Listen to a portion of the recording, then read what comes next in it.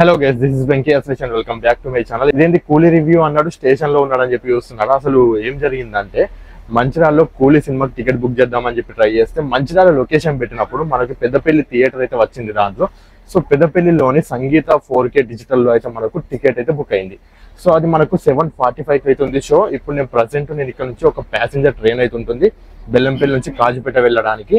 So ఆ ట్రైన్కి అయితే వెళ్తున్నా. ఆ ట్రైన్ డీటెయిల్స్ నేను పైన అయితే ఇస్తాను. ఇదంతా సోది, మాకెందుకు డైరెక్ట్ రివ్యూ కావాలనుకున్న వారు కామెంట్ సెక్షన్ లో అయితే నేను టైం పిన్ చేస్తాను. సో డైరెక్ట్ గా వెళ్ళైతే చూడొచ్చు. సో కొంచెం క్రేజీగా ఉంటుంది అని చెప్పి అయితే వెళ్తున్నాను. జస్ట్ 200 రూపీస్ ఏమో పడింది టికెట్. సో థియేటర్ ఏ విధంగా ఉంటుంది అది మొత్తం ఎక్స్పీరియన్స్ అవుదామని చెప్పి అయితే వెళ్తున్నాను.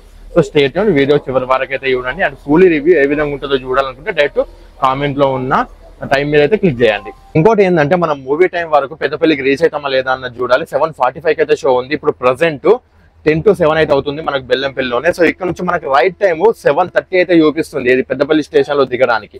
సో చూద్దాం మరి ఆ టైం వరకు రీచ్ అవుతుందో లేదో. కొంచెం అటు ఇటు అయినా సరే మనం మూవీకి అయితే వెళ్దాము.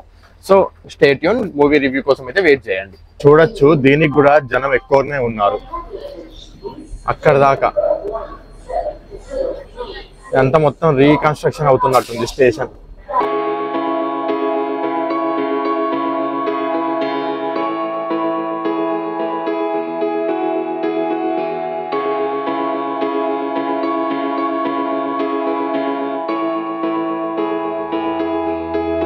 ప్యాసింజర్ ట్రైన్ చూసుకున్నట్లయితే ఈ విధంగా ఉంది. టోటల్ గా మనకి ఒక వింటేజ్ స్టైల్లో అయితే ఉండేది. పాతకాలం ట్రైన్స్ మొత్తం ఇదే విధంగా ఉండేటివి. జస్ట్ ఇప్పుడే మంచిర్యాల స్టేషన్ కి అయితే రీచ్ అయింది. 7:12 అయితే అవుతుంది ఇక్కడ. సో పెద్దపల్లికి వెళ్ళడానికి ఒక 2 స్టేషన్స్ అయితే ఉన్నాయి. సో 7:40కి రీచ్ అవుతుంది అని చెప్పి చూపిస్తుంది. కాస్త టెన్షన్ ఉంది. సినిమా స్టార్టింగ్ ఎక్కడ మిస్ అవుతుందేమో అని చెప్పి చూద్దాం మరి. Let's see. గా ఇలాంటి కొండలే మన భూమిని బ్యాలెన్స్ చేస్తున్నాయట. భూమి గుండ్రంగా ఒకటే కక్షలో తిరగడానికి ఇలాంటి కొండలే మన భూమికి ఎంతోగానో సపోర్ట్ గా అయితే ఉన్నాయట. సో మనం ఏం చేస్తున్నాం, ఏదో ఒక మినరల్స్ కోసం అని చెప్పి ఈ కొండలను అన్నిటిని అయితే తవ్వుతున్నాం. సో ఇవన్నీ ఇప్పుడు కాకపోయినా సరే ఇంకొన్ని వందల సంవత్సరాల తర్వాత అయినా కదా ఇవన్నీ భూమికి ఒక రకంగా చెడు చేసినట్టే. ఫైనల్ గా 7:40కి అయితే రాఘవపురంకి అయితే రీచ్ అయ్యామండి. సో రాఘవపురం నుంచి పెద్దపల్లి జస్ట్ 6 కిలోమీటర్స్ అవుతుంది.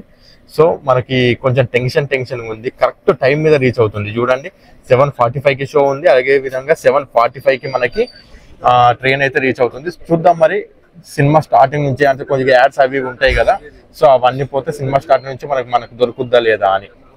ఫైనల్ గా పెద్దపల్లి స్టేషన్ కి అయితే రీచ్ అయ్యాము. ఇప్పుడు టైం చూసుకున్నట్లయితే 7:48 అయితే అవుతుంది. సో అనుకున్న దానికంటే ఇంకా 3 minutes డిలే అయింది. సో ఇక్కడికి వెళ్ళి మనకు ఒక 5 to 10 minutes జర్నీ అవుతుంది. సినిమా ఈజీగా ఒక పావు గంట అయితే పోతుంది ఖచ్చితంగా. సరే, ఏదో ఒకటి ఆడికి మీద చూద్దాం. ఇక మళ్ళీ మీకు టచ్ లోకి అయితే వస్తాను. ఇక తప్పుతలేదురా బాబు, రన్నింగ్ రేస్ అయితే చేయబడుతుంది. 7:50 అయితే అవుతుంది. సో ఇప్పుడే ఆటో అయితే కింద స్టేషన్ నుంచి బయటకు వచ్చి ఇప్పుడు 7:55 అయితే అవుతుంది. సో యాక్చువల్ టైం 7:45కే. కొంచెం సినిమా అయితే మిస్ అవుతుంది. పోయిన తర్వాత చూద్దాం మరి సినిమా ఏ విధంగా ఉంటుందో. సినిమా చూసిన తర్వాత రివ్యూ అయితే చెప్తాను. Stay tune. ఇదే అండి థియేటర్. చూసుకున్నట్లయితే చూడొచ్చు మీరు.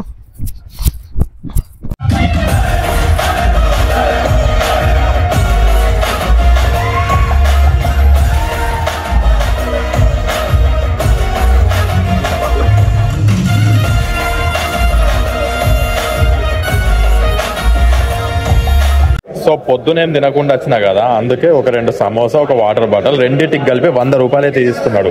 అండ్ థియేటర్ లోపల కూడా చాలా బాగుంది. చూడండి, నీట్ గా అవుతుంది మొత్తం. ఈ విధంగా ఉంది థియేటర్ లోపల. సో ఫైనల్ గా బెల్లంపల్లి నుంచి పెద్దపల్లికి వచ్చి పెద్దపల్లిలో మూవీ కంప్లీట్ చేసుకొని మళ్ళీ స్టేషన్ కి అయితే వచ్చాను. సో మూవీ గురించి అయితే మూవీ చూడడానికి అయితే చాలా బాగుంది. 1 time వర్త్ అని చెప్పి అనుకోవచ్చు.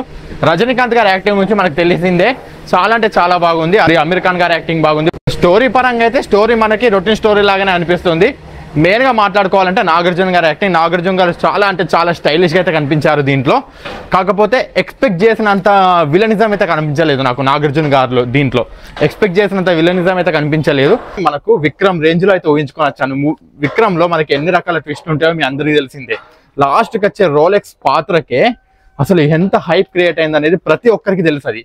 సో అలాంటిది నేను ఎక్స్పెక్ట్ చేసి అయితే మూవీకి వచ్చాను. కాకపోతే అంతలా అయితే మూవీలు ఏం లేదండి. జస్ట్ నార్మల్ గా ఒక ఫ్లో మూవ్ ఆన్ అవుతున్నట్టు ఉంటుంది అంతే. అంతకు మించి అయితే ఏం లేదు పెద్దగా.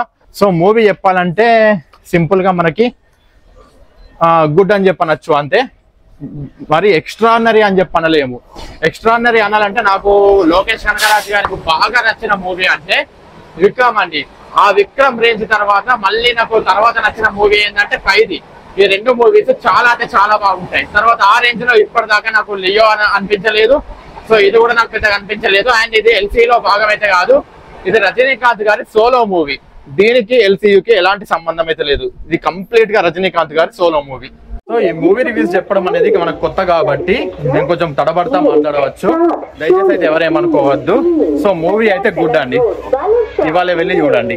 సో ఈ వీడియో మీ అందరికి ఏ విధంగా అనిపించిందో కింద కామెంట్ అయితే చేయండి. కామెంట్ చేయడం అయితే మర్చిపోకండి. ఎవరైతే కొత్తగా మన ఛానల్ ని ఫస్ట్ టైం అయితే చూస్తున్నారో డూ సబ్స్క్రైబ్. Thank you.